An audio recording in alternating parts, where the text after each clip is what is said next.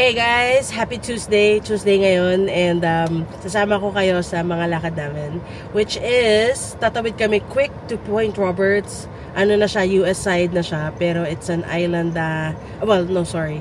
It's a place na nakahiwalay siya sa main ano ng US, sa mainland ng US. So, in order to get there, kailangan mo dumaan through Canada. Anyway, what we'll be doing there is to get a package na kukunin ni Tony and papakita ko lang sa inyo paano ginagawa yon. Wala lang, just for the experience. And also, tonight is the peak of the, ano ba tawag nila doon, yung meteor shower. And so, we will be going to Squamish and look for a good spot there para makita yung meteor shower. Hopefully, makapture natin siya. Let's see. Let's go!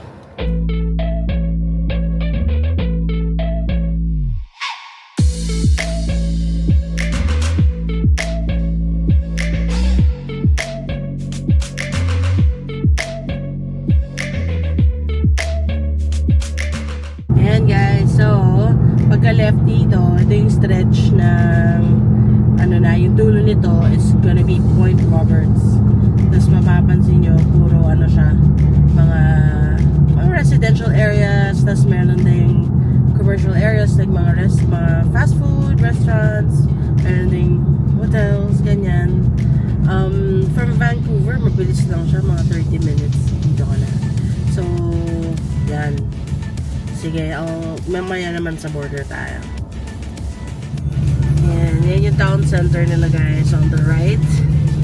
And kaya ko lang pinapakita to kasi it's ironic. Pagdating mo dun sa Point Roberts, ang dating talaga dun is such a small town vibe. As in, biglang, parang border lang yung nila, yung pagitan nila. Pag nandito ka sa side ng Delta, yan, urbanized, alam mo na, maraming mga commercial areas and stuff like that. Tapos kay Point Roberts, pero ang dating talaga is very small and old town, alam mo yung ganun. Ironic siya, pero I find it interesting. So, yeah, so we only have mga 6 minutes, andun na tayo sa border, guys. In a bit. Alright, everybody. Ito na yung border. Actually, we're going into the Nexus lane. It's our first time using this. We got our cards finally.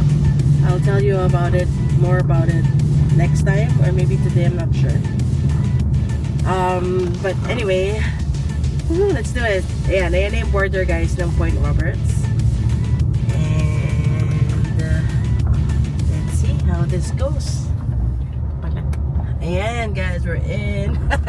Medyo di pa daw niya nabasa agad kasi kaka-activate lang namin kahapon. But anyways, we're in. Ano na kami? Point Roberts. Pero super, kaya kukunan ko to guys kasi mabilis lang tong na to. Malapit lang kasi yung pupuntahan namin. But to show you, here's their town. Diba? What can you say about it? Cute. Little America. Oh, diba? It's a really, really small town. As in, small lang siya, guys. Anyway, okay, first stop dito. In out. I'll tell you more about it in a bit. Park lang kami. Okay, guys. In out parcel. Yan. What this is it's an alternative you can do if you want to buy stuff galing sa US, tapos wala kang US address, ito yung pwede mong gawin. So, para siyang PO box, parang ganon. So, ang maganda dito, it's 24/7. Anytime you wanna pick up your package, pwede mong gawin. And I think you just have to pay some fees. I'm not sure. Si Tony kasi usually nagpapadeliver dito. I haven't really used the service, pero si Tony, we've been here several times na. But you only pay a minimum parang fee.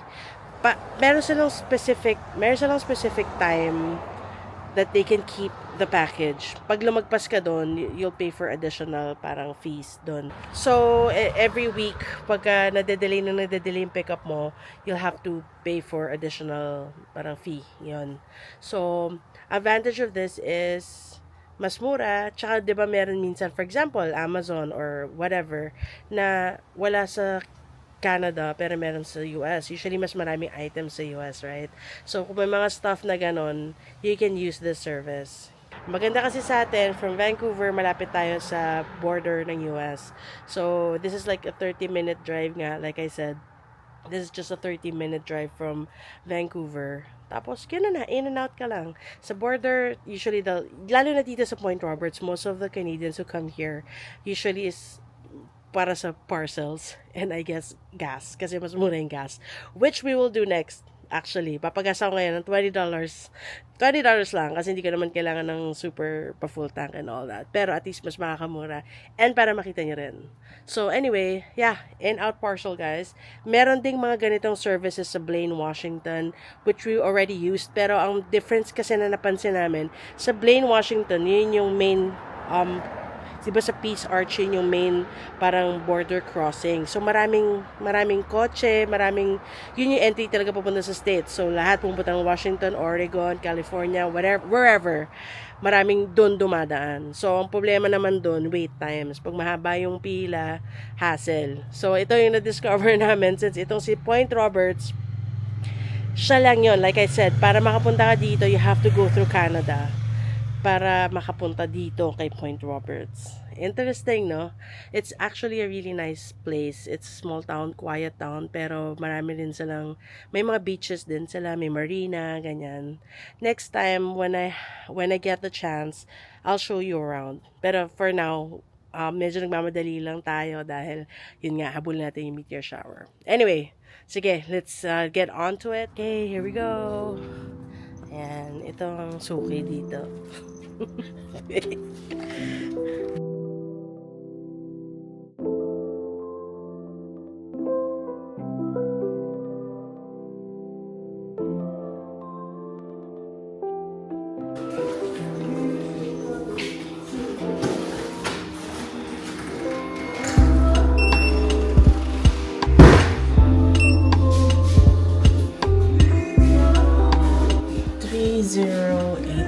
And 3084 is now open. So we just look for the number 3084.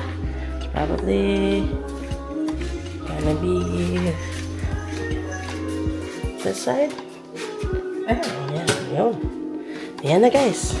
Bukas. And then put open. Ano na naman yan? Pero diba, very convenient guys. Kung may gusto kayong bilhin sa States, tapos wala kayong address sa States, syempre, dito na lang para mas mura. So, that's it. Actually, saan mo na, syempre, para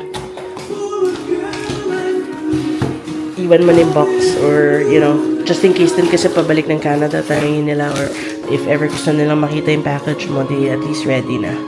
So, Dons, how's your package? Okay naman? Beautiful. Beautiful. Is that on a book? Yeah. Nice. Okay, guys, we're on our way to the gasoline station. And, you know, I don't know if you see it from the camera, pero yung dulo nito, tubig na, dun din yata yung marina area nila. Next time, I'll show it to you.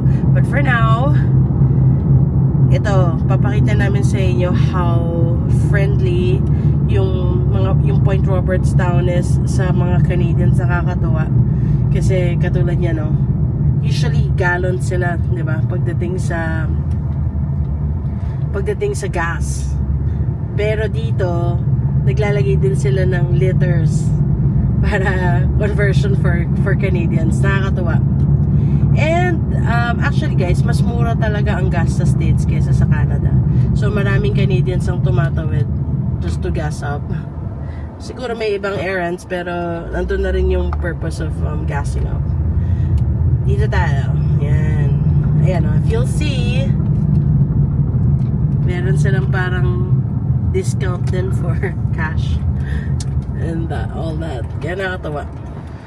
Ayan guys, if you can see, it says regular cash, regular CAD and diesel USD. So usually converted yan, and meron silang discount lalo na pag nagbayad ka ng cash.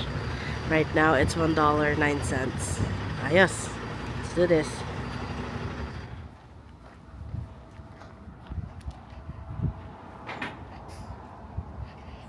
We'll pay inside.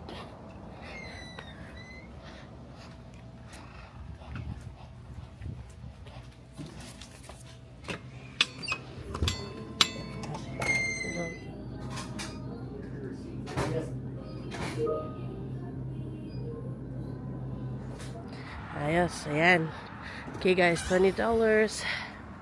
Let's do this. Medyo nagmamadali ako eh. Kasi nga, ano oras na rin? I think it's 6:30 p.m. Anyway, okay, pagas muna ako. And I'll see you later. Way back to Canada. Bilis lang, diba? There you are. And we are back to Canada. Delta, to be specific. Delta BC. Alright guys, we're on our way to Squamish. Dun yung spot na ni-research ko na baka pwedeng spot for the meteorites. Sana maganda. But anyway, sayang kasi namili kami ng kakainin namin, which is yun yung dinner namin sana tonight. Well, hindi sana, nabili na namin siya. And we're doing it Korean style, instant noodles. Para mas madali, di ba? Anyway, ayun. So, sayang. Sorry, hindi ko na kayo nasama dun sa video ng pagbili namin sa grocery. Papakita ko sana yung Asian stores dito. Pero, anyway, nagmamadali kasi kami sa time. But, we're doing Korean style instant noodle night for dinner.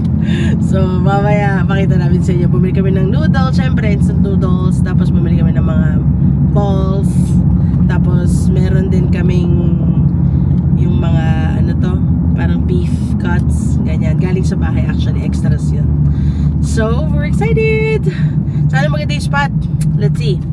By the way, mamaya meron tayo madadaanan. Sana clear yung view. I'll show it to you later. Yung Sea to Sky Highway, it's the best. Lagi. Never fails. Tuwing dumadaan kami doon, sobrang ganda. So hopefully, maabutan ko pa yung sunset. Ayun. Sige, let's go! Ito yung Sea to Sky Highway. Ay, nako. Ganda talaga. We'll try to look kung meron kami makita ng spot. Pero, here you go. Sige. So nice. Never gets old, man.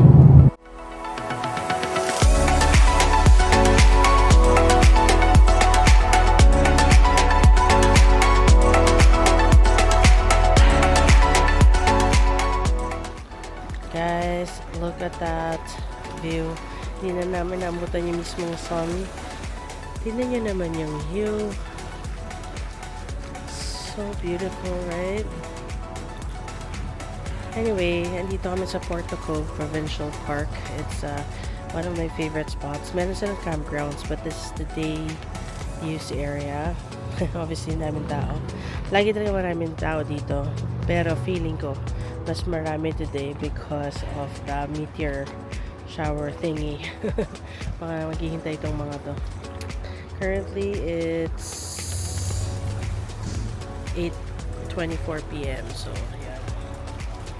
Ganda ng tubig din, oh.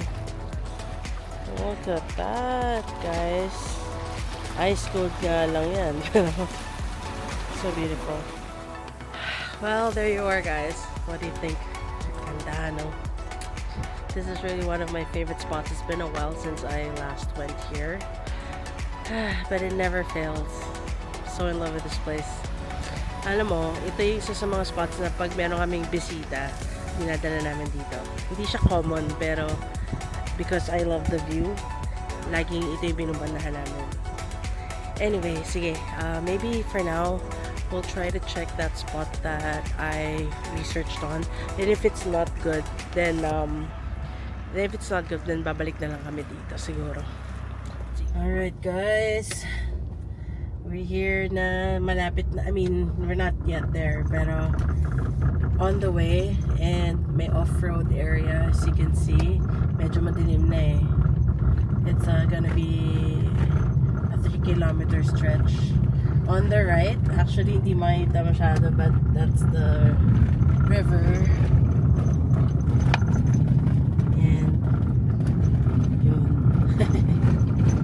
Okay guys, ito na kasi yung parking nandun, hindi na pwedeng idaan yung car, but this is it. Hindi namin sure kung, well, obviously dark, ideal siya for stargazing and stuff like that, but in terms of safety, I think it's okay naman. Walang tao saya, pero mahangin. So, we're gonna check it out kung ideal ba siya para sa tumambay and all that. In the meantime, sige, sabay-sabay natin to explore, guys. Looks beautiful. Sayang madilim na pero I'm sure kung maliwanag, maganda yung kulay ng tubig. Maraming nag-windsurfing dyan and mga ganon, mga water sports, I believe, when I read the reviews.